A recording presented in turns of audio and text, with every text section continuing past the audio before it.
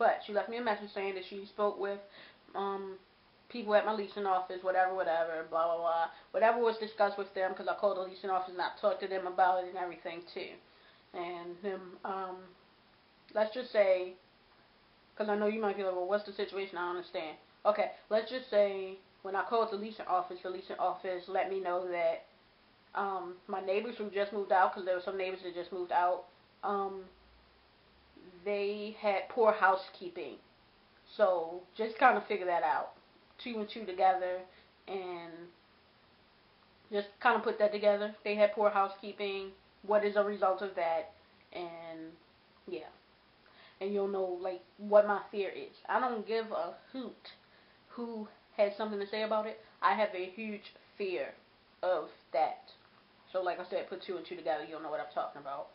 So on that note, I'm gonna leave here. I'm gonna call I'm about to call the on-site manager just to make sure my bases are covered and, you know, see what he has to say. And I might come back through and I might not. So, just in case I don't, this is Atlas. And this is Don't Be Afraid to Think TV. Peace. And another thing, because I forgot about this part. As far as the rent escrow goes. You know what she did? Don't you hate when somebody try to make you seem like you stupid, like you don't know? Like that's kind of like when you go to a store or Subway and you want them to put extra meat or extra cheese on your sandwich and they say, well, that costs more money. How do they know you don't know that? I didn't ask you that. That's what she did with the rent escrow thing. And I told her that's the point of me calling at this point, and I wanted to write the letter. And she proceeds to tell me, well, rent escrow is a long, long process. It's a really long process. It could take a long time. Like, it could be months. It could take a really long time. So what? I didn't ask you all of that.